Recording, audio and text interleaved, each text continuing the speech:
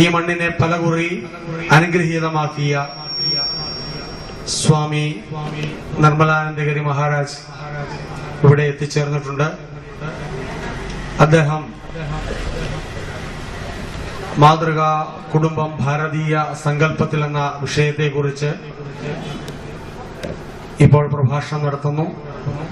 അദ്ദേഹത്തെ ഈ ഗ്രാമത്തിന്റെ പേരിൽ, ഇവിടെ എത്തിയിട്ടുള്ള മുഴുവൻ ജനങ്ങളുടെയും പേരിൽ ഈ വേദിയിലേക്ക് സ്വാഗതം ചെയ്തുകൊണ്ട് പ്രഭാഷണത്തിനായി അദ്ദേഹത്തെ ക്ഷണിക്കുന്നു.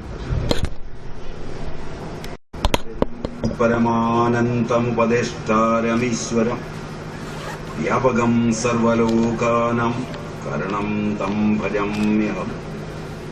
ശങ്കരം ശങ്കരാചാര്യം കേശവം ബാദരായണം. സൂത്രഭാഷ്യകൃതൗ വന്ദേ ഭഗവന്തൗ പുനഃ പുനഃ. സദാശിവസമാരംഭം ശങ്കരാചാര്യമധ്യമാം അസ്മദാചാര്യപര്യന്താം വന്ദേ ഗുരുപരമ്പരാം. ബോധാനന്തം ച കല്യാണം ലാനന്തമാത്മജം സച്ചിദാനന്തമാത്മജം അച്യുതാനന്ദഗുരും.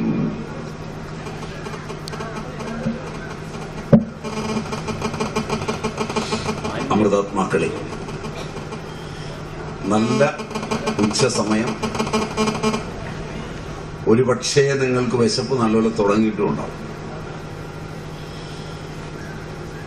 അപ്പൊ ഞാൻ നിങ്ങളോട് ചെയ്യുന്നത് ഒരു വലിയ അപരാധമാകുമോ എന്ന ശങ്കയോടെയാണ് ഞാനിവിടെ ഇരിക്കുന്നത്. കാരണം വൈശ്വാനരൻ നിങ്ങളുടേത് കത്തി നിൽക്കുമ്പോൾ ആ യജ്ഞത്തിന് സമയമായി നിൽക്കുന്ന ഒരു സമയത്ത് നിങ്ങളുടെ മസ്തിഷ്കത്തിലെ ചിന്തയിലേക്ക് നയിക്കുക എന്ന് പറയുന്ന ഒരപരാധമാകുമോ ഞാൻ ചെയ്യുന്നത് എന്ന ഭയം എന്റെ ധർമ്മബോധത്തിന് നല്ലതുപോലെ ഉണ്ട്. സംഘാടകരേതായാലും നിങ്ങളോടൊക്കെ ആലോചിച്ച് സമയം ഇങ്ങനെ വെച്ചിട്ടുള്ളതായിരിക്കുമെന്ന ഊഹത്തില് അമ്മമാരാരും എന്നെ ശപിക്കില്ല എന്ന വിശ്വാസത്തില് ഞാൻ എന്റെ കർത്തവ്യത്തിലേക്ക് കിടക്കുകയാണ്. പോരാത്തതിന് എത്ര സമയം എന്നും എന്നോട് പറഞ്ഞിട്ടില്ല. അതുകൊണ്ടുള്ള വൈഷമ്യവും എന്നെ തെല്ലലട്ടുന്നുണ്ട്. വിശക്കാൻ തുടങ്ങുമ്പോ ഏതായാലും എന്നോട് പറയണം. അതിനുള്ളിൽ ഞാൻ ക്രോഡീകരിച്ച് കാര്യം പറഞ്ഞു നിർത്താം. നിങ്ങളെല്ലാവരെയും കാണുക എന്ന ഒരു കാര്യം തന്നെ വലിയ ഒരനുഗ്രഹമായാണ് ഞാൻ കരുതുന്നത്. അതുകൊണ്ടാണ് ഞാൻ ഓടിയെത്തിയതും വിളിച്ച സ്ഥലത്തേക്ക്. നാട്ടിലുള്ളവരെയൊക്കെ ഒന്ന് കാണുക, നാട് എങ്ങനെയൊക്കെ മാറിയിരിക്കുന്നു എന്നൊന്ന് കാണുക, ഇതൊക്കെ ഒരു സുഖാവഹമായ കാര്യമാണ്. അതുകൊണ്ട് ഒരു പ്രഭാഷണമൊന്നും നടത്തേണ്ടി വരുമെന്ന് ഞാൻ പ്രതീക്ഷിച്ചിരുന്നുമില്ല. എന്നിരുന്നാലും വിഷയത്തിന്റെ ഗൗരവം മനസ്സിലാക്കി അല്പം കാര്യം നിങ്ങളുമായി പങ്കുവെക്കാം. ഭാരതീയ കുടുംബ സങ്കല്പം എന്ന് പറയുന്നതിന് ആഗോളവൽക്കരണത്തിന്റെ ഈ കാലത്ത് പ്രസക്തി പൂർണ്ണമായി ഏതാണ്ട് നഷ്ടപ്പെട്ടിട്ടുണ്ട്. നാം ഇന്ന് ക്ഷേത്രങ്ങളിലായാലും ആരാധനാ സ്ഥലങ്ങളിലായാലും നമ്മുടെ സാമൂഹ്യ ജീവിതത്തിലായാലും നാം ഇന്ന് പിന്തുടരുന്നത് ഭാരതീയ ദർശനങ്ങളെ പിന്തുടരുന്ന ആചാര്യന്മാരും ആശ്രമങ്ങളും പ്രസ്ഥാനങ്ങളും വരെ പാശ്ചാത്യ രീതിയാണ് പിന്തുടരുക. അപഗ്രഥനാത്മകമാണ് പാശ്ചാത്യ പഠനങ്ങൾ. ഒന്നിനെ പലതായി കാണുവാനും പലതായി അപഗ്രഥിക്കുവാനുമുള്ള ചിന്തയാണ് ആധുനിക ശാസ്ത്രവും പാശ്ചാത്യ ചിന്തകളും നമുക്ക് മുമ്പിൽ വയ്ക്കുന്നത്.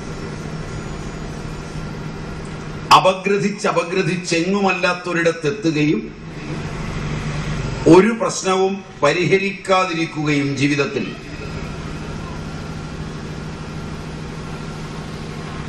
അതാണ് ഇന്ന് ലോകം ഇഷ്ടപ്പെടുന്നത്. ഭാരതീയ രീതി അതല്ലാത്തത് കൊണ്ടാണ് കുടുംബങ്ങൾ ഉണ്ടായത്. പാശ്ചാത്യ രീതിയിൽ കുടുംബങ്ങളില്ല, കുടുംബ സങ്കല്പങ്ങളില്ല, വ്യക്തി മാത്രമേ ഉള്ളൂ. നിങ്ങളിൽ ഓരോരുത്തരെ എടുത്താലും നിങ്ങൾ വ്യക്തികൾ മാത്രമാണ്. കുടുംബം എന്നൊക്കെ പരിചയപ്പെടുത്തുമ്പോഴും അതത്ര ഈടുവയ്പുള്ളതല്ല, അത്രമാത്രം സ്നേഹമുള്ളതല്ല. പിന്നെ പഴയത് നഷ്ടപ്പെടാതെ കൊണ്ടുപോകുന്നു എന്ന് മാത്രം. കുടുംബ സംവിധാനങ്ങളും സങ്കല്പങ്ങളും വരുമ്പോൾ ഭാരതം വർണ്ണധർമ്മത്തെയും ആശ്രമധർമ്മത്തെയും നിലനിർത്തിയാണ് അത് വളർത്തിയിട്ടുള്ളത്. വ്യക്തമായ വർണ്ണധർമ്മവും വ്യക്തമായ ആശ്രമധർമ്മവും സമീചീനമായി സംയോജിച്ചു പോകുമ്പോൾ മാത്രമാണ് കുടുംബങ്ങൾ ഉണ്ടാകുന്നത്. അല്ലെങ്കിൽ കുടുംബങ്ങൾ അനുപേക്ഷണീയങ്ങളല്ല. അവിടെ ഭാരതീയർ ചെയ്തത് പലതിലും ഏകത്വം കണ്ടെത്തുവാനുള്ള ശ്രമമായിരുന്നു, വലുതാക്കി കൊണ്ടുപോകാനല്ല. അവിടെയാണ് പ്രശ്നങ്ങളെല്ലാം പരിഹരിക്കപ്പെടുന്നത്.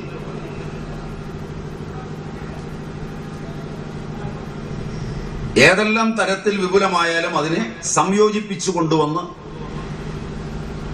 ഒരു മൂല്യത്തിൽ കൊണ്ടുവന്ന് അതിന് പരിഹാരം നിർദ്ദേശിക്കുവാൻ കഴിയുക. അതിന്റെ ഫലമാണ് നമ്മുടെ കുടുംബങ്ങളും ആരാധനാരീതികളും ഒക്കെ രൂപാന്തരപ്പെട്ടത്. ഒരുപക്ഷെ ഞാൻ ഈ പറയുന്നത് തുടർന്ന് നിങ്ങൾ കേൾക്കാനിരിക്കുന്നതോ ഇതുവരെ കേട്ടതോ ആയ പ്രഭാഷണങ്ങൾക്ക് പോലും വിരുദ്ധമായിരിക്കും. കാരണം നിങ്ങൾ കേൾക്കാൻ ഇഷ്ടപ്പെടുന്നത് പലപ്പോഴും അപഗ്രഥനാത്മക ശൈലിയിലുള്ള ആധുനിക ശാസ്ത്രത്തോട് യോജിക്കുന്ന സംവേദനങ്ങളാണ്. പരിഹാരമില്ലാത്ത ആ പാതയിലൂടെയാണ് രാഷ്ട്രവും വ്യക്തിയും ഒക്കെ ഇന്ന് സഞ്ചരിക്കുന്നത്. പ്രശ്നങ്ങൾ ഉണ്ടാവുക മാത്രമാണ്, ഒന്നും പരിഹരിക്കപ്പെടുകയല്ല. പാശ്ചാത്യ മാതൃകയിൽ രൂപാന്തരപ്പെടുത്തിയെടുത്തിട്ടുള്ള നമ്മുടെ ജനാധിപത്യവും നിയമ സംഹിതകളും അതിന്റെ ആധാരത്തിൽ ചിലത് മനുസ്മൃതിയെയോ യാജ്ഞവൽക്യ സ്മൃതിയെയോ ഒക്കെ ആദരിക്കുകയും ഉൾക്കൊള്ളുകയും ചെയ്യുന്നുണ്ടെങ്കിലും അപഗ്രഥനാത്മകമായ പോക്കിൽ നീതിയോ ന്യായമോ നടപ്പിലാക്കുകയോ നടപ്പിലാവുകയോ ചെയ്യാൻ വയ്യാത്ത വിധത്തിലാണ് അത് അപഗ്രഥിച്ചു മുന്നേറുന്നത്. വീടുകളിലാണെങ്കിലും അതെ. ഓരോ വീടുമെടുത്താൽ, കുടുംബം എന്ന പദം ഞാൻ ഉപയോഗിക്കാതെ വീടെന്നെടുത്തത്, വീട് ഇഷ്ടം പോലെയാണ് നിങ്ങൾ വാങ്ങിക്കൂട്ടുന്നത്. കുടുംബമുണ്ടായിരുന്ന കാലത്ത് ഒരു കുടുംബം മതിയായിരുന്നു. 40ഉം 50ഉം അംഗങ്ങൾക്ക് ജീവിക്കാൻ 1000 സ്ക്വയർ ഫുട്ടിൽ താഴെ സ്ഥലം മതിയായിരുന്നു. നിങ്ങൾ ഇരിക്കുന്നവരിൽ നല്ലൊരു ശതമാനത്തിനും ഒരാൾക്ക് ഒന്നിലധികം വീടുള്ളവരാണ്. ഒരാൾക്ക് ഒന്നിലധികം വീടുള്ളതാണ്. ഭാര്യയ്ക്ക് 2 വീട്, ഭർത്താവിന് 4 വീട് എന്നൊക്കെ മത്സരിച്ചുള്ളവരാണ് തമ്പലക്കാട്ടുള്ളതിൽ നല്ലൊരു ശതമാനവും എന്നാണ് എന്റെ വിശ്വാസം. Am I right? ശരിയുണ്ടോ? അതോ ഞാൻ പറയുന്നത് തെറ്റാണോ?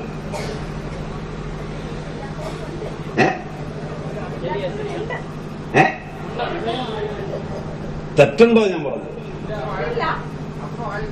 എന്നാലും ഉണ്ടെന്നാണ് എനിക്ക് വിശ്വാസം. ഇല്ലാത്തവരും കുറച്ചു പേര് കാണും. ഞാൻ അവരെ മാറ്റി നിർത്തിക്കൊണ്ടാ പറഞ്ഞത്. കുറെ ആളുകളെങ്കിലും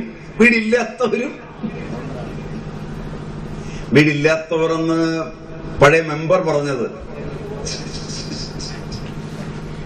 ഞാൻ മുഖവിലേക്ക് എടുത്തേനെ. ഇപ്പൊ എടുക്കാൻ പറ്റാത്തത് ചേട്ടനും അല്ലിനും ഒപ്പോടെ കൂടി ഒന്നിച്ച് താമസിക്കുന്നത് സങ്കല്പിക്കാൻ പറ്റാത്തത് കൊണ്ട് വീടില്ലെന്ന് പറയാ. ശരിയാണോ? ശരിയായിരിക്കോ? മറിച്ച് പഴയ കാലത്താണെങ്കിൽ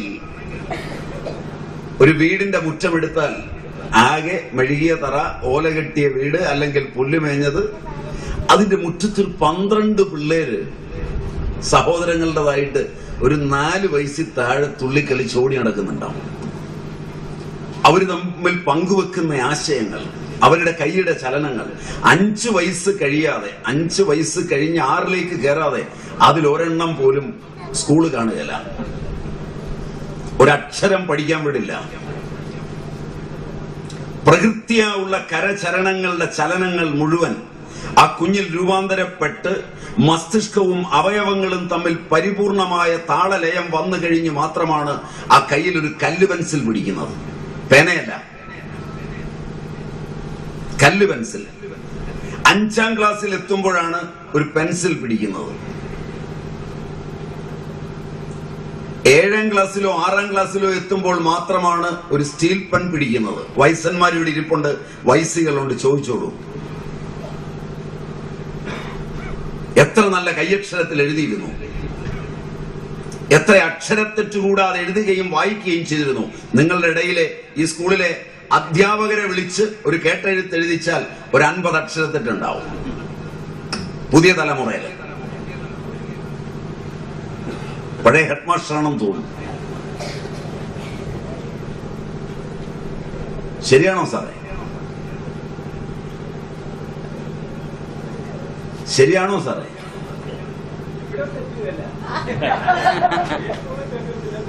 തുടർന്ന് ഇവിടെ നിൽക്കേണ്ടത് കൊണ്ടായിരിക്കും. എച്ചം മകളായതുകൊണ്ടാണ്. ഞാൻ അത്രയും പ്രതീക്ഷിച്ചില്ല. ശിഷ്യൻ തന്നെയാണ് അടിച്ചത്. മാത്രമല്ല അവിടെ തന്നെ ആയിരുന്നു എന്ന് തോന്നുന്നു അമ്മയും. നിങ്ങളെയൊക്കെ നേരത്തെ പരിചയമുണ്ടായി പോയത് വലിയൊരു ശല്യമാണ്, തുറന്നു പറയാൻ. എന്നിരുന്നാലും പഴയ കാലത്ത് ശിക്ഷാശാസ്ത്രത്തിന് ഇന്ന പ്രായത്തിലേ അത് കടന്നു ചെല്ലാവൂ എന്ന് നിർബന്ധമുണ്ടായിരുന്നു. ഇന്നില്ല. 2.5 വയസ്സാകുമ്പോഴാണ് LKG-യിലേക്ക് കൊണ്ടുപോകുന്നത്. ഒരു കുട്ടി സ്വയമേവ ഒരു വസ്തുവിനെ കണ്ടിട്ട് അവന്റെ അച്ഛൻ കണ്ടിട്ടുണ്ടോ, അവന്റെ അമ്മ കണ്ടിട്ടുണ്ടോ, അവന്റെ അമ്മൂമ്മയും അപ്പൂപ്പനും കണ്ടിട്ടുണ്ടോ, അവരതിനെന്തു പദമാണ് പറഞ്ഞത്, അവരെങ്ങനെയാണ് അതിനെ വർണ്ണിച്ചത്, എങ്ങനെയാണ് അതിന്റെ ചിത്രം തന്റെ തലച്ചോറിൽ എടുത്തത് എന്ന് കണ്ട് മനസ്സിലാക്കി മറ്റൊരാൾ പഠിപ്പിക്കാതെ അവന്റെ പൈതൃക ഭാഷയിൽ നിന്ന് ജനിതക കോഡുകൾ തുറന്ന് പൈതൃക സംവേദനത്തിൽ നിന്ന് രൂപവും ഭാവവും അർത്ഥവും ഒരു വസ്തുവിന്, ഒരു വാക്കിന്, ഒരു പദതല്ലജത്തിന്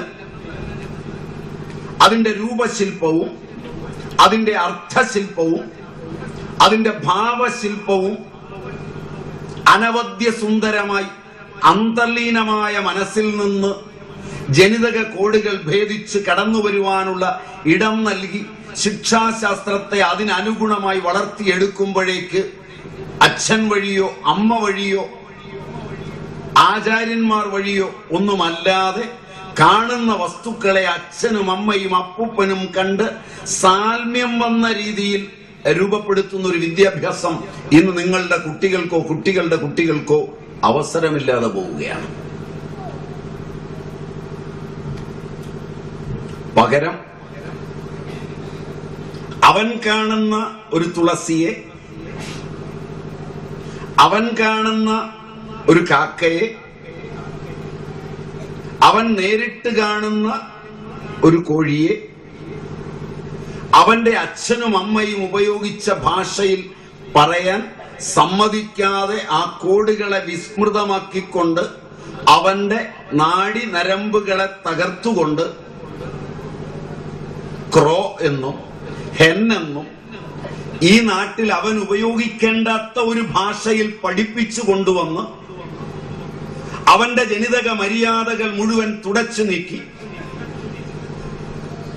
ഭാഷാപരമായ നിത്യ അടിമത്തത്തിലേക്ക് അവനെയും തലമുറയെയും തള്ളിവിടുമ്പോൾ സാമാന്യ വിജ്ഞാനമല്ലെങ്കിൽ കോമൺ സെൻസ് എന്ന് പറയുന്നത് പൂർണ്ണമായി കഴിയുന്നതോടെ അവൻ ആരുടെയെങ്കിലും അടിമയായി, തൊഴിൽ വിൽക്കുന്നവന്റെ അടിമയായി, തൊഴിൽ തേടി പണം സമ്പാദിക്കാനല്ലാതെ ജീവിതത്തിൽ എന്തെങ്കിലും ന്യായമായി മര്യാദാമസൃണമായി അനുഭവിക്കാൻ അവസരം നൽകാതിരിക്കുന്നു എന്നുള്ളതാണ് കുടുംബം തകർന്നപ്പോൾ നിങ്ങൾക്ക് വന്നിരിക്കുന്ന ഏറ്റവും വലിയ അപജയം. അത് ഒന്നാമത്തത് ശിക്ഷാശാസ്ത്രത്തിലാണ്. ഇങ്ങനെ പറഞ്ഞാൽ നിങ്ങൾക്ക് മനസ്സിലാവുമോ?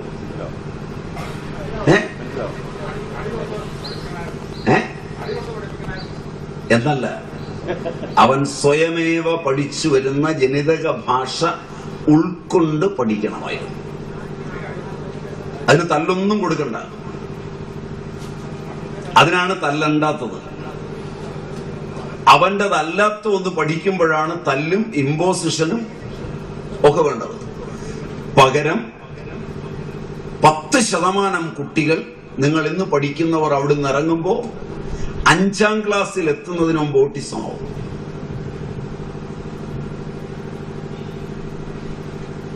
നിങ്ങൾ പ്രായം ചെന്നവരുടെ കാലത്ത് ഇവിടെ ഒറ്റ ഓട്ടിസം ഉണ്ടായിരുന്നു എന്ന് നോക്കുക. ഇപ്പൊ എത്ര ഓട്ടിസം ഉള്ള കുട്ടികൾ തമ്പലക്കാട്ടുണ്ടെന്ന് നോക്കുക.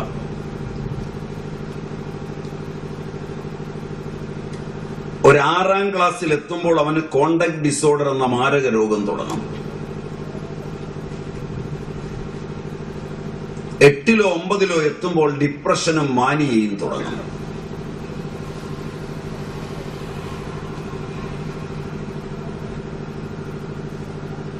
ഇതൊക്കെ ഇതുകൊണ്ടാണെന്ന് തിരിച്ചറിയാതെയാണ് ഈ ഉന്തിത്തള്ളി പോകുന്നത്.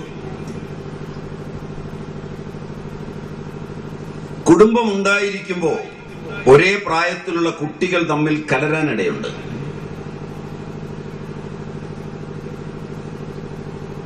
കുട്ടികൾ ഇന്ന് കുട്ടികളോടല്ല ഇടപെടുന്നത്. അതുകൊണ്ട് വളർച്ച വേഗമാണ്. ഒരു കളിപ്പാട്ടം പോലും കുട്ടി ഉണ്ടാക്കി കളിക്കുകയല്ല, കുട്ടിത്തമില്ലാത്തതുകൊണ്ട്. മുതിർന്നവർക്ക് കളിക്കാവുന്ന മൊബൈലും മുതിർന്നവർക്ക് കളിക്കാവുന്ന കാറും JCBയും ഒക്കെ കൊച്ചു കുഞ്ഞിന്റെ മസ്തിഷ്കത്തിലേക്ക് കളിപ്പാട്ടമായി കയറുകയാണ്. Am I right? ആ നിലയ്ക്ക് നിങ്ങൾ ആലോചിച്ചു നോക്കുക, കുടുംബം എങ്ങനെയാണ് നിങ്ങൾ കൊണ്ടുപോകുന്നത്.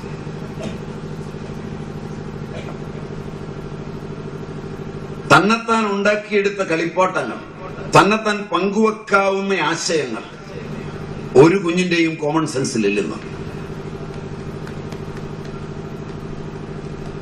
പല വീടുകളിലും അച്ഛനും അമ്മയും കുട്ടിയും തന്നെയാകുമ്പോൾ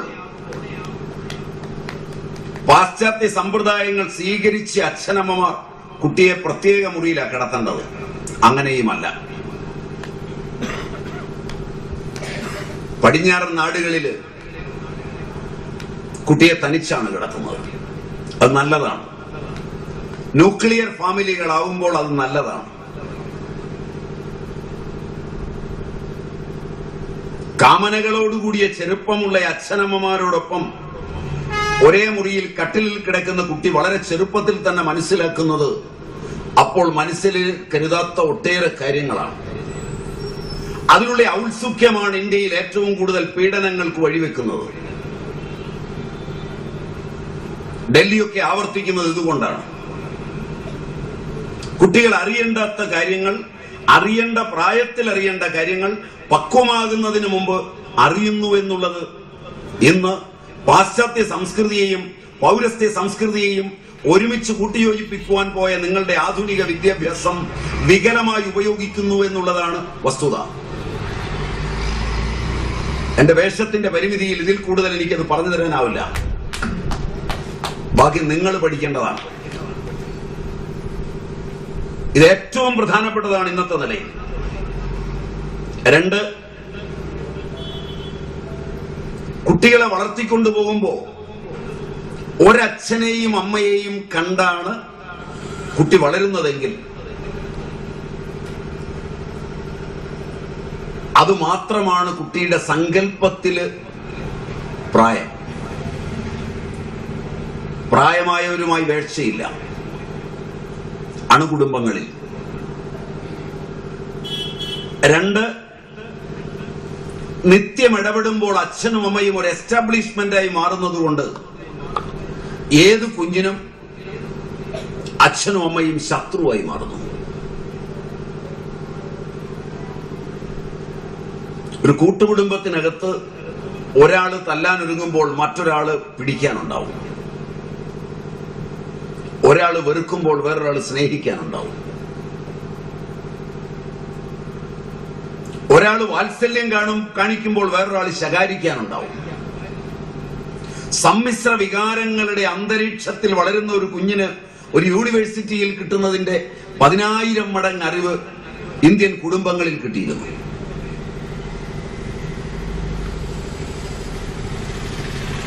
ഇന്ന് ഓരോ കുട്ടിയും വളരുന്നത് തന്റെ അച്ഛനമ്മമാരോടും പൈതൃകത്തോടുമുള്ള ശത്രുതയുമായാണ്.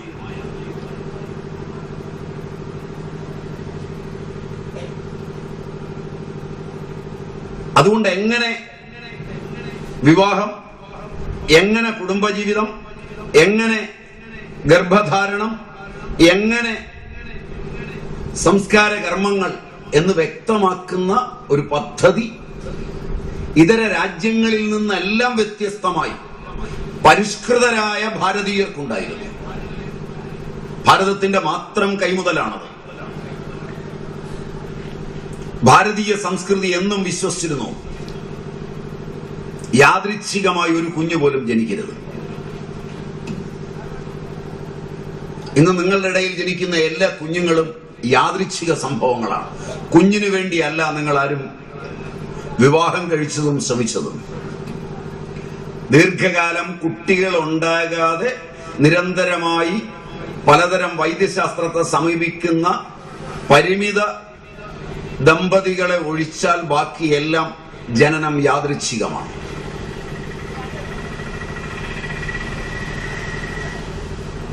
അതുകൊണ്ട് അത് ഉള്ളറിഞ്ഞുള്ള ജനനമല്ല.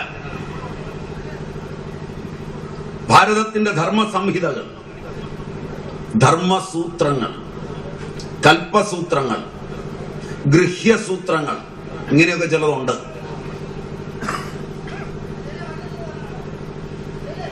അവയൊക്കെ എടുത്ത് പഠിച്ചു നോക്കണം. ഓരോ ഗോത്രത്തിനും, നിങ്ങൾക്ക് ഗോത്രം എന്നൊക്കെ പറയുമ്പോ ഓർമ്മ വരുന്നത് പമ്പയിൽ പോയി ബലിയിടാൻ നേരത്ത് ചിലപ്പോ ചോദിക്കുക. കാശിയിലോ വല്ലതും പോകുമ്പോ പണ്ട് ചിലപ്പോ ചോദിക്കും ഏത് ഗോത്രമാണ്. അപ്പൊ നിങ്ങൾ പരസ്പരം നോക്കുകയും ചെയ്യും, കാരണം ആദ്യമായിട്ടായിരിക്കും കേൾക്കുന്നത്.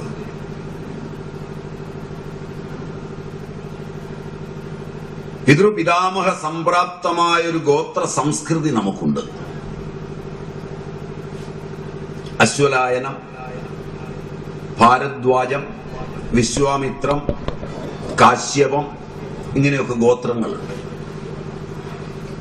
അതിന്റെ ആദിമ ആചാര്യന്മാർ എങ്ങനെയാണ് അതിന്റെ സംസ്കൃതി രൂപപ്പെടുന്നതെന്നും എങ്ങനെയാണ് കുടുംബം വേണ്ടതെന്നും വ്യക്തമായി നിർവചിച്ചിട്ടുണ്ട്.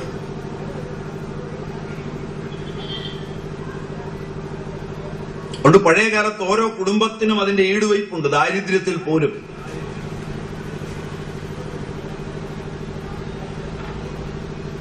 ആചാരങ്ങളും അനുഷ്ഠാനങ്ങളും ഒക്കെ കൃത്യമായുണ്ട്. ഗോത്രങ്ങൾ അറിയാതിരുന്ന ആളുകൾ അവരുടെ കാലത്ത് പോലും, സമീപകാലത്ത് പോലും നിഷ്ഠകൾ പുലർത്തിയിരുന്നു. ഗർഭാധാനാദി സംസ്കാര കർമ്മങ്ങൾ ഇല്ലാത്ത കുടുംബങ്ങൾ പോലും. വിവാഹം ഒരു സംസ്കാരമാണ്, ഗർഭാധാനം ഒരു സംസ്കാരമാണ്. അത് കഴിഞ്ഞാൽ പുംസവനം, സീമന്തമൊക്കെ സംസ്കാരങ്ങളാണ്. കാരണം എന്തിനാണ് ജായ, ഭാര്യ?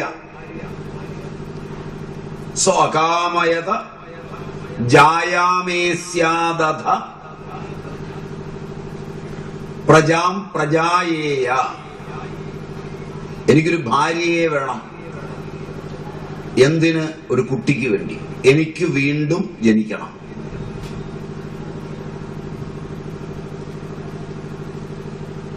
ഭാര്യയിൽ ഭർത്താവ് പുനർജനി തേടുമ്പോൾ ആത്മാവൈ പുത്രനാമാസി എന്നതനുസരിച്ച് ഭർത്താവിന്റെ അമ്മയായി ഭാര്യ മാറുന്നതോടെ അവളോട് എത്ര ബഹുമാനത്തോടെ പെരുമാറണം എന്ന് പഠിച്ചിരുന്നു. അതാ കുടുംബം. ജായ ജനിപ്പിച്ചവൾ. വിവരമുള്ളവര് ഭാര്യയെ പേര് വിളിക്കില്ല, എടീന്ന് വിളിക്കില്ല. കാരണം താൻ വീണ്ടും ജനിച്ചത് അവളിലാണ്. ഭാര്യ ഭർത്താവിനെയും വിളിക്കില്ല. കാലം മാറിയപ്പോൾ ആദ്യം ഭർത്താവ് ഭാര്യയെ വിളിച്ച് കേമനായി. ഇപ്പൊ രസം ഭാര്യ ഭർത്താവിനെ പേര് വിളിച്ച് രസിക്കുക. കൊടുത്താൽ കൊല്ലത്തും കിട്ടുമെന്നാണല്ലോ പ്രമാണം. മുമ്പ് എടി പൊടി എന്നൊക്കെ വിളിച്ചിരുന്നത് ഭാര്യയാണ്. ഇപ്പൊ എടാ പോടാന്നൊക്കെ വിളിക്കുന്നത് ഭർത്താവിനെ ആയിട്ട്. മറ്റ് മതങ്ങൾ ഇവിടെ കൊണ്ടുവന്നൊരു സംസ്കാരമാണത്. അതിപ്പോ നിങ്ങൾ വളരെ ഭംഗിയായി കൊണ്ടാടുന്നുണ്ട്. അതൊക്കെ പുരോഗതിയാണ്, സമ്മതിക്കാതെ നിവൃത്തിയില്ല. പക്ഷെ അതിലൊക്കെ ശബ്ദം എത്ര കണ്ട് നിങ്ങളുടെ കോശങ്ങളെ മാറ്റിമറിക്കും. ഈ വിളിയൊക്കെ വിളിച്ചു കഴിഞ്ഞ് തൈറോയിഡിന് എത്ര കാലം ചികിത്സിക്കേണ്ടി വരുന്നു. പഴയ അമ്മമാർ തൈറോയിഡിന് ചികിത്സിച്ചിട്ടുണ്ടോ എന്ന് ആലോചിച്ചാൽ മതി. ഓരോ വിളിയും കഴിയുമ്പോൾ ജനിതകത്തിൽ TSH ഉം T3 യും മാറി മറിയുന്ന വിധം ഡക്റ്റിലസ് ഹോർമോണുകൾ മാറുമോ എന്ന് നോക്കിയാൽ മതി.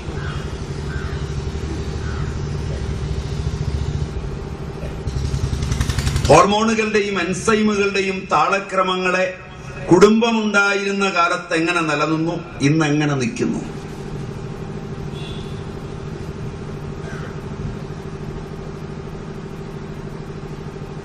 കാഞ്ഞിരപ്പള്ളിയും തമ്പലക്കാടും ഒക്കെ ഒരു അർബുദാധിക്യമുള്ള പ്രദേശമാണെന്ന് തോന്നുന്നു. ശരിയുണ്ടോ പ്രസ്താവന ശരിയുണ്ടോ?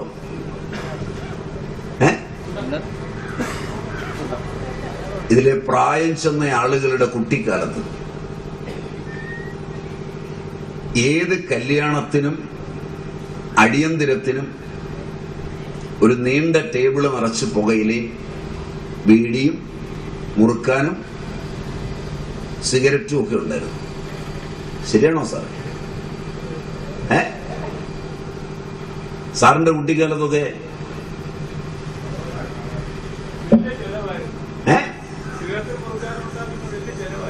അന്ന് സാറിന്റെ പ്രായത്തിലുള്ളവരൊക്കെ ചെറുപ്പത്തില് ഈ കല്യാണവും അടിയന്തരവും കൂടാൻ പോകുന്നത് ഇതൊന്നെടുത്ത് വലിക്കാനും കൂടെ ആയിരുന്നു എന്ന് പറഞ്ഞാൽ കുറെ പേരെങ്കിലും ചെറുപ്പക്കാർ. എന്നാലും പൊതുവെ ആയിരുന്നു. അന്ന് പോയിരുന്നു. മരിച്ച വീട്ടിലേക്ക് പോയിരുന്നത് പുകയിലയും കൊണ്ടാണ്. ശരിയാണ്. വീട്ടിൽ പണിക്ക് വരുന്ന, പറമ്പിലൊക്കെ പണിക്ക് വരുന്ന ആളുകൾ പണിക്ക് വന്നാൽ അവർക്ക് ബീഡിയും മുറുക്കാനും നിർബന്ധമാണ്. എന്നിട്ട് തമ്പലക്കാട് പ്രദേശത്ത് 70 വയസ്സിൽ കൂടുതലുള്ളവർ അവരുടെ കുട്ടിക്കാലത്ത് എത്ര liver cancer, lung cancer, breast cancer, uterus cancer, ovarian cancer കണ്ടിട്ടുണ്ട്. 1960 മുമ്പ്.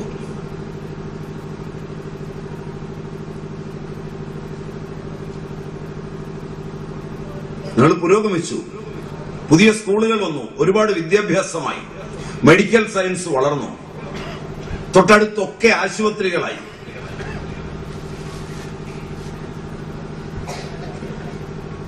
പഴയതുപോലെ 8ഉം 10ഉം പ്രസവിച്ചുമില്ല.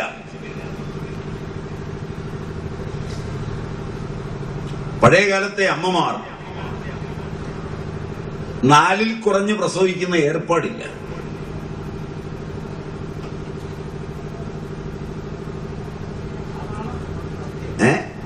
ശരാശരി 10-15 വരെയൊക്കെ പോവാം. ഇന്ന് 1 അല്ലെങ്കിൽ 2 മാത്രം പ്രസവിച്ചവരായി ചെറുപ്പക്കാരി പെണ്ണുങ്ങളെല്ലാം. പലതും 1 ഉള്ളൂ, കൂടിയാൽ 2.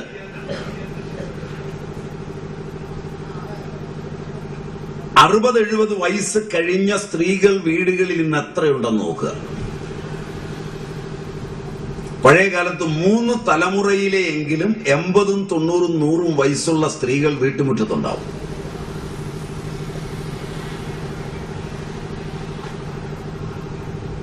മുപ്പത് 35 വയസ്സ് കഴിയുമ്പോഴേക്ക് ഈ അവയവങ്ങളൊക്കെ എടുത്തു കളഞ്ഞവർ എത്ര നിങ്ങൾ ഇന്ന് പ്രഭാഷണം കേൾക്കാൻ വന്നിട്ടുണ്ടെന്ന് നോക്കുക.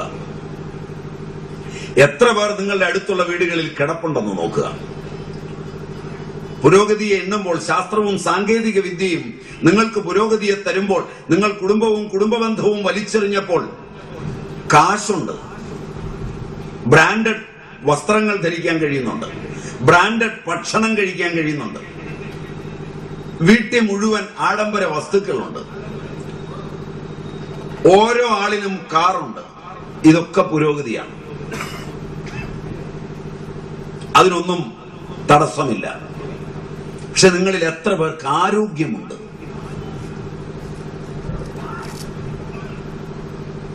ടൺ കണക്കിന് വൈറ്റമിൻ കഴിക്കുന്നു, മിനറൽ കഴിക്കുന്നു, പൊടികിടികളൊക്കെ വാങ്ങിച്ചു കഴിക്കുന്നു.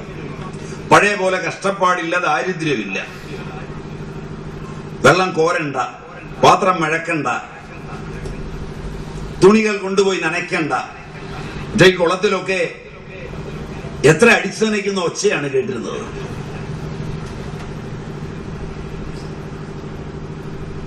ഇത്രയും അനങ്ങാതിരുന്ന് വൈറ്റമിനും മിനറലും തിന്ന് WHO സ്റ്റാൻഡേർഡിൽ പരിശോധന നടത്തിയ നിങ്ങളിൽ എത്ര പേർക്ക് 1/2 കിലോ സാധനവും എടുത്തു 1.5 കിലോമീറ്റർ നടക്കാൻ ശേഷിയുണ്ട്?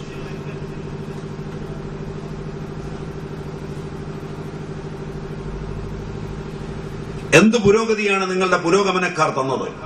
എന്താണ് ഈ സംഘടനകളും പ്രസ്ഥാനങ്ങളും നിങ്ങൾക്ക് ആനുകൂല്യമായി നേടിത്തന്നത്? കാരണം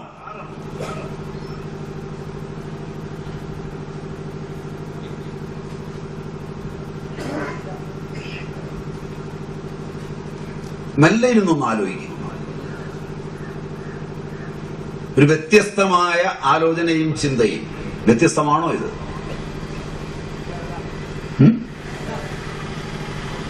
സാധാരണയിൽ നിന്ന് വ്യത്യസ്തമായ ഒരു ചിന്തയുണ്ടോ ഇതില്?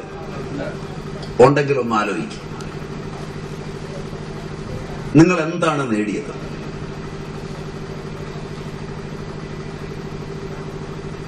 കൂട്ടായി പോവുകയും കൂട്ടായി യത്നിക്കുകയും ഒന്നിച്ച് വാക്കുകളെ പറയുകയും ഒക്കെ ചെയ്തു വന്ന കുടുംബ തലങ്ങൾ കുടുംബത്തിൻ്റെതായ അനുഷ്ഠാനങ്ങളിലൂടെയാണ് കയറി വന്നത്.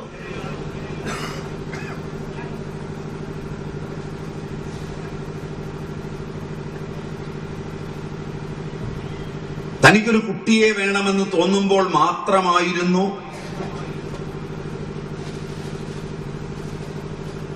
ഭാര്യാഭർത്തൃ ബന്ധത്തിന്റെ ലോകമൊക്കെ ഉണർന്നു വന്നത്. എനിക്ക് കുട്ടിയെ കൊണ്ടെന്ത്, ഭാര്യയെ കൊണ്ടെന്ത്, ഈ വിശ്വം കൊണ്ടെന്ത്, ധനം കൊണ്ടെന്ത് എന്ന് തോന്നുമ്പോൾ മാത്രമായിരുന്നു ചെറുപ്പക്കാരനോ വയസ്സനോ കുടുംബജീവിതം വേണ്ട എന്ന് വിചാരിച്ച് സന്യസിക്കുകയും മറ്റും ചെയ്തത്. സന്യാസം ഒരു തൊഴിലുമായിരുന്നില്ല.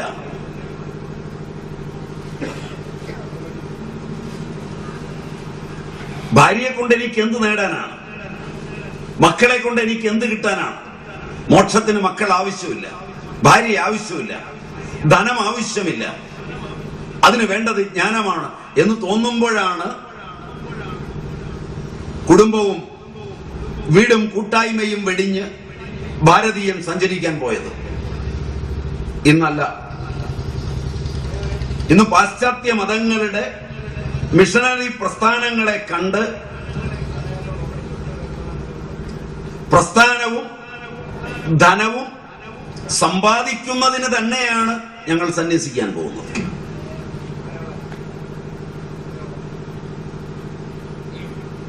അതുകൊണ്ട് അതിന്റെ കോലാഹലങ്ങളാണ് നമ്മൾ പലപ്പോഴും കേൾക്കുന്നത്.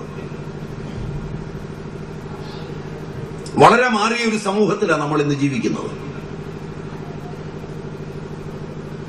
വളരെ വളരെ നാം അറിയാതെ നമ്മുടെ സംസ്കൃതിയെ മുഴുവൻ സംഘടിതമായി മാറ്റിക്കൊണ്ടാണ് നാം ഇന്ന് സഞ്ചരിക്കുന്നത്. ഇതിൽ 80% പ്രാചീന സംസ്കൃതിയുടെ ഈടുവയ്പ്പുകൾ പഠിക്കാതെയാണ് പഠിപ്പിക്കുന്നത്.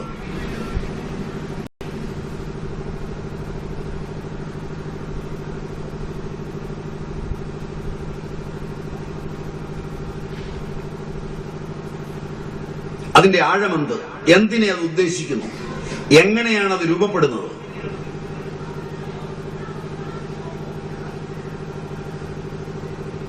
അവിടെയാണ് ഓരോ സംസ്കാര കർമ്മത്തിനും വിവാഹം എങ്ങനെ വേണം, മാതൃകാ കുടുംബം ഉണ്ടാകണമെങ്കിൽ വിവാഹത്തിന് മൗലികമായ മൂല്യങ്ങൾ ഉണ്ടാവണം. പഴയ കാലത്ത് വിവാഹം കഴിച്ചാൽ അപരിചിതമായൊരു വീട്ടിലാണ് ചെന്ന് കയറുന്നത്. 50-60 കൊല്ലം ആ വീട്ടിൽ ജീവിച്ചു വേണം മരിക്കാൻ.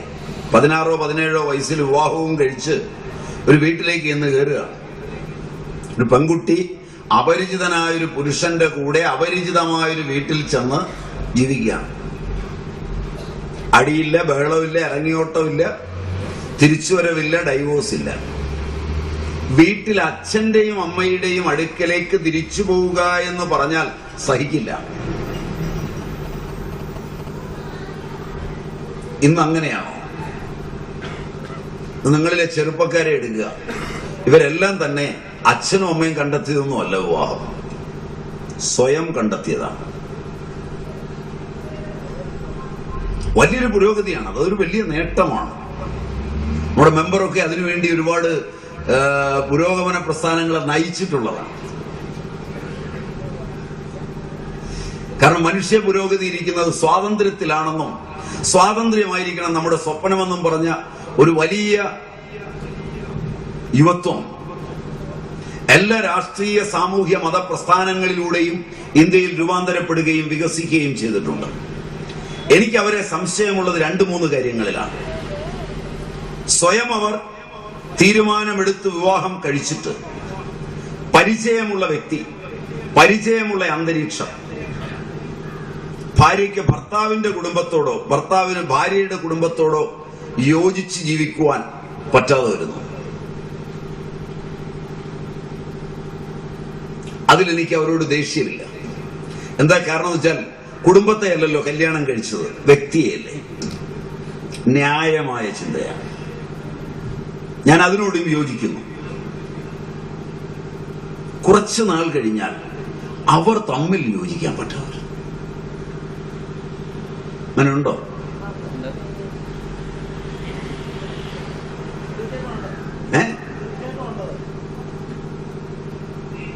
രണ്ട് മൂന്ന് ആഴ്ചക്കുള്ളിൽ തിരിച്ച് വീട്ടിലേക്ക് പോരും. TDM ഹാളിലും മറ്റും ഒരേ പെൺകുട്ടിയുടെ 4ാമത്തെയും 5ാമത്തെയും വിവാഹത്തിന്റെ നോട്ടീസ് വരും. എവിടേക്കാണ് ഈ പോക്ക്? ഇത് മുഴുവൻ നിങ്ങൾ ഹിന്ദുക്കളുടെ ഇടയിലാണെന്ന് മറക്കരുത്. നിയന്ത്രിക്കാൻ ആരുമില്ലാത്ത, മര്യാദകളൊന്നുമില്ലാത്ത,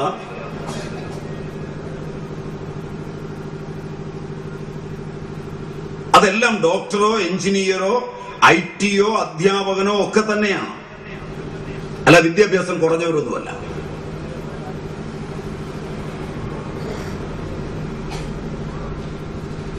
വിവാഹ ജീവിതം പോട്ടെ, തൊഴിൽ ചെയ്യുന്നത് അധ്യാപക വൃത്തിയാണ് സ്കൂളിൽ, തൊഴിൽ ചെയ്യുന്നത് ഹോസ്പിറ്റലിലാണ്, ആ ഹോസ്പിറ്റലിൽ, ഇതര ജോലികൾ ചെയ്യുന്ന ജോലി സ്ഥലങ്ങളിൽ അവിടെയുള്ള ആളുകളുമായി യോജിച്ചു പോകാൻ പറ്റുമോ? വിദ്യാഭ്യാസമുള്ളവന് ചുറ്റുപാടുകളെ യോജിപ്പിച്ചും യോജിച്ചും പോകാൻ പറ്റുമോ?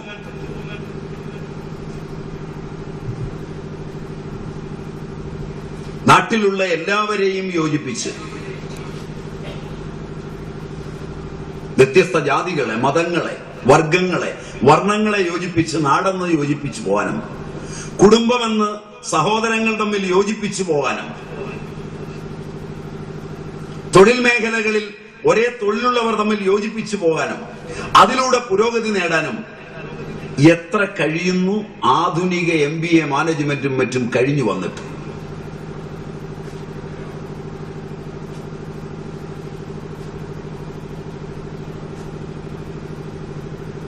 മനുഷ്യനും തമ്മിലുള്ള അകലം ഇന്നലെ കൂടുതലായിരുന്നു എന്ന് പറഞ്ഞാണ് ജാതി, മതം, വർഗം, വർണ്ണം ഇവയൊക്കെ വിമർശിച്ചാണ് നിങ്ങൾ പുതിയ ആളുകൾ വന്നത്. ജാതിയും മതവും ഒക്കെ എടുത്തു കളഞ്ഞ് നിങ്ങൾ അനേകം ഗ്രൂപ്പുകളായി. ഗ്രൂപ്പ് ജാതിയല്ല, മതമല്ല, ഗ്രൂപ്പ് ഐക്യമാണ്. എന്താ മെമ്പറെ, ഞാൻ ചോദിച്ചത് ശരിയല്ലേ?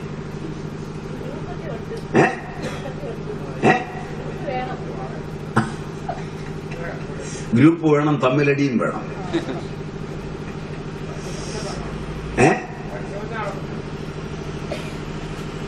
അതുകൊണ്ട് നല്ലപോലെ ഒന്ന് ആലോചിക്കും. ആദ്യമായി ഭാരതം വ്യത്യസ്തങ്ങളായതിനെ സംയോജിപ്പിക്കുന്ന ഒരു മാനബിന്ദുവിലാണ് കുടുംബമെന്ന് സങ്കല്പിച്ചത്.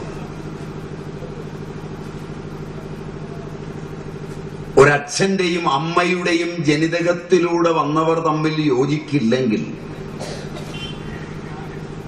എങ്ങനെയാണ് വ്യത്യസ്ത സംസ്കാരങ്ങളിൽ, വ്യത്യസ്ത വിശേഷങ്ങളിൽ, വ്യത്യസ്ത തലങ്ങളിൽ ഉള്ളവർ തമ്മിൽ യോജിക്കുക? അങ്ങനൊരു യോജിപ്പുണ്ടെങ്കിൽ അത് കളിപ്പിക്കാനും വെട്ടിപ്പിടിക്കാനും വഞ്ചിക്കാനും വേണ്ടി മാത്രമുള്ള യോജിപ്പാണ്.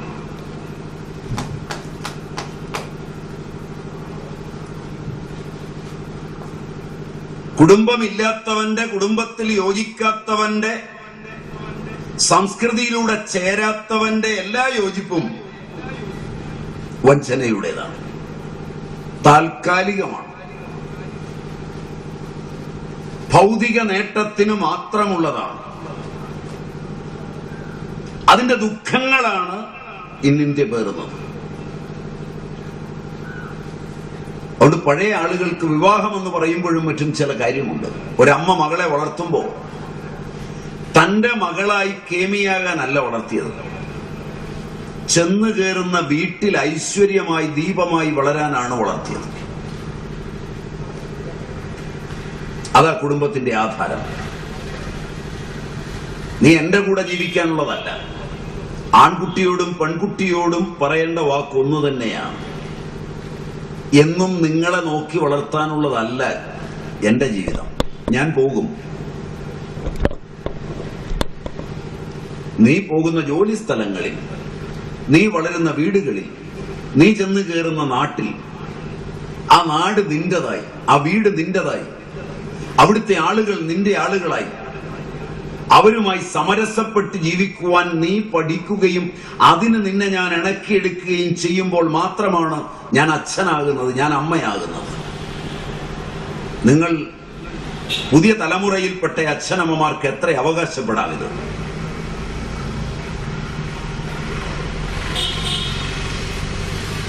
മാതൃകാ കുടുംബം എന്ന് പറയുമ്പോൾ ആ കുടുംബത്തിൽ നിന്ന് ഒരെണ്ണത്തിനെ വളർത്തിയെടുത്തു. നിങ്ങൾ കൊടുത്ത വിദ്യാഭ്യാസം എന്തുമാകട്ടെ, നിങ്ങൾ നൽകിയ ശിക്ഷണ രീതി എന്തുമായിക്കൊള്ളട്ടെ, അവൻ ചെല്ലുന്നിടത്ത് യോജിച്ച് ജോലിയിൽ നിൽക്കുവോ? അവൻ കാണുന്നവരോട് ഇണങ്ങുമോ?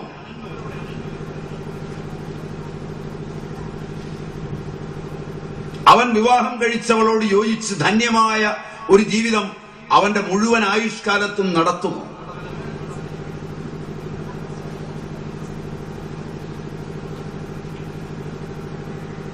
അവന്റെ തൊഴിലിലും മറ്റുള്ളിടത്തുമെല്ലാം ഇണങ്ങുന്ന കണ്ണികൾ ഉണ്ടായിരിക്കുമോ?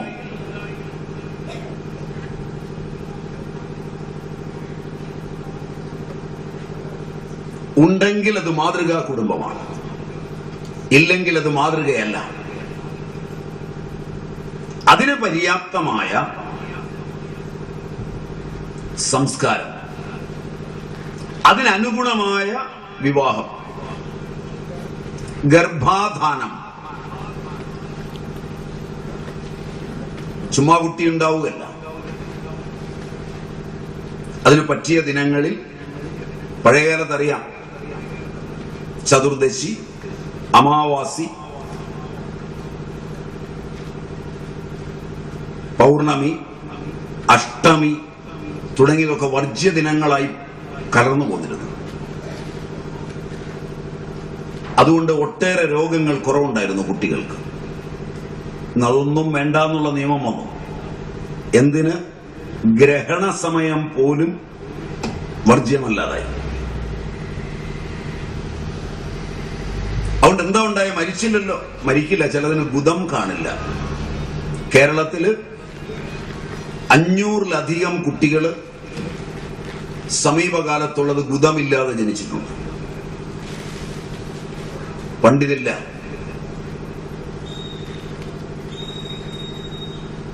ഒക്കെ മാതൃകാ കുടുംബം ഉണ്ടായിരുന്നത് കൊണ്ടാണ്. സമയം എന്തായി? മതിയാവും. ബാക്കി നമുക്ക് പിന്നെ ഒരിക്കൽ വരാം. കാരണം എന്താന്ന് വെച്ചാല് ചോറ് തണുക്കും. അന്നം കാത്തിരിക്കരുത്.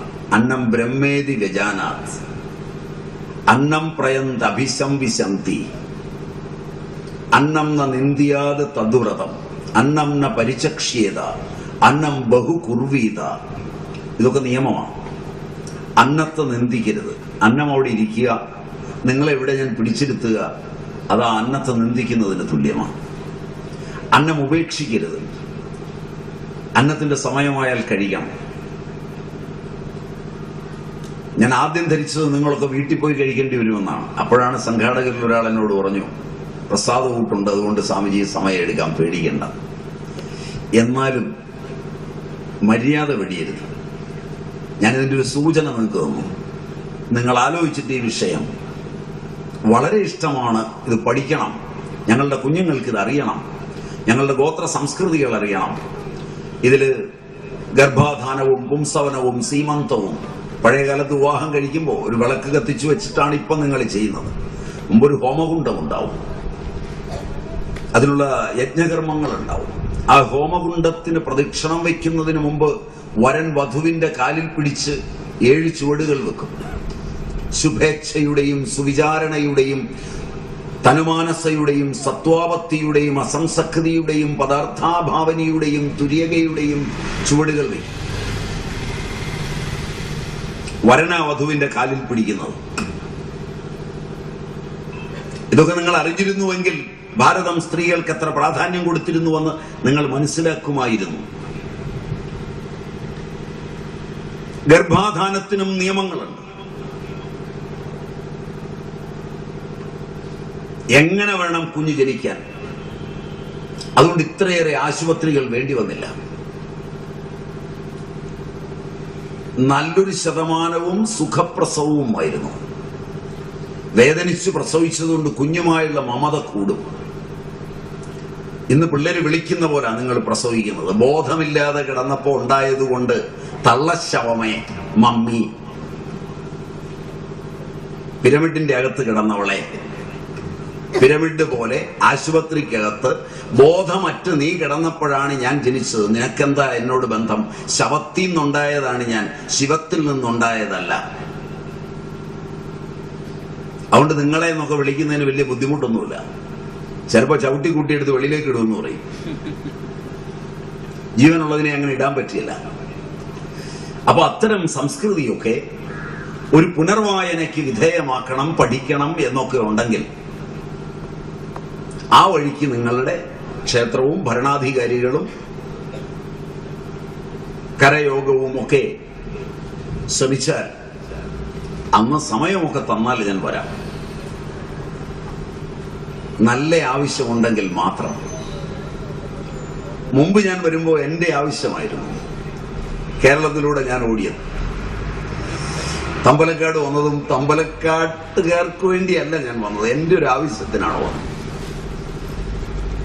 കാരണം കേരളത്തെ ഒരു സന്യാസ പാരമ്പര്യത്തിന് പഥ്യമാക്കിയെടുക്കാനാണ് അന്ന് ഞാൻ കേരളത്തിൽ ഓടിയത്. അന്ന് എനിക്ക് വ്യക്തമായ ലക്ഷ്യമുണ്ട്.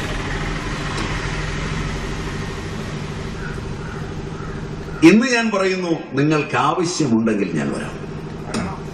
സ്നേഹക്കുറവുകൊണ്ടല്ല, കാരണം ഞാൻ ഇട്ടുപോകുന്ന വിത്തുകളൊന്നും കിളുക്കാതെ വരില്ല എന്ന് എനിക്ക് ഉറപ്പുണ്ട്. കാരണം ഞാൻ കല്ലിൽ വിതയ്ക്കാറില്ല, മണ്ണിൽ വിതയ്ക്കുന്ന ശീലമേ എനിക്കുള്ളൂ. അതുകൊണ്ട് ഒന്നും നഷ്ടപ്പെടില്ല എന്ന് നല്ല ബോധ്യം എന്റെ പാരമ്പര്യത്തിനും എനിക്കുമുണ്ട്.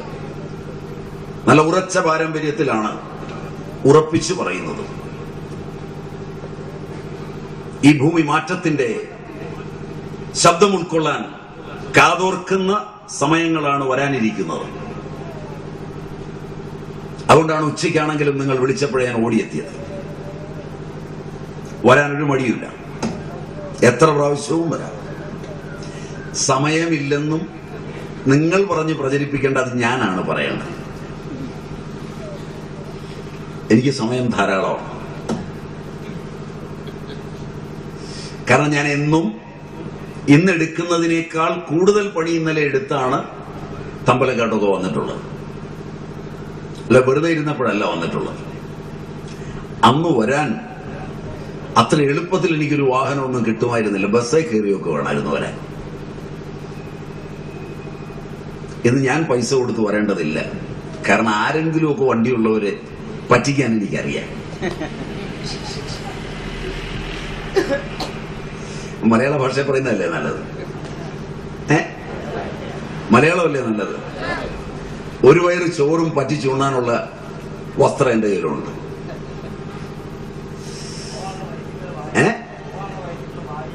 ഉണ്ട്. അതുകൊണ്ട് യാതൊരു വിഷമവും ഇല്ല. അതുകൊണ്ട് നിങ്ങൾ ഏതായാലും വിളിച്ചാൽ ഞാൻ എപ്പോഴാണ് വരാം. ഈ ഉച്ച സമയത്ത് നിങ്ങളെ ഒരുപാട് വേദനിപ്പിക്കുന്നത് ശരിയല്ല. മാത്രമല്ല, നിങ്ങളുടെ ഏകാഗ്രതയും പോവും. വിശന്ന് തുടങ്ങുമ്പോൾ ഏകാഗ്രത പോവും. അവിടെ നമുക്ക് ഇന്ന് ഉപസംഹരിക്കാം. എന്തായാലും നിങ്ങളുടെ കുട്ടികൾ നല്ല കുടുംബ തലങ്ങളിലേക്ക് വികസിച്ചു വരട്ടെ. കുടുംബങ്ങൾ നന്നായി ഉണ്ടാവട്ടെ. You can buy a house, you cannot buy a home.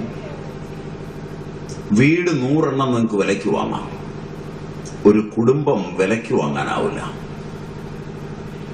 കുടുംബം മറ്റു പല മൂല്യങ്ങളിലുമാണ് ഉണ്ടാകുന്നത്. അത് നിങ്ങൾക്ക് ബോധ്യമാകട്ടെ, ഉണ്ടാകട്ടെ എന്ന് പ്രാർത്ഥിച്ചുകൊണ്ട് ഇവിടെ വരാൻ നിങ്ങളോട് ഇത്രയും പറയാം.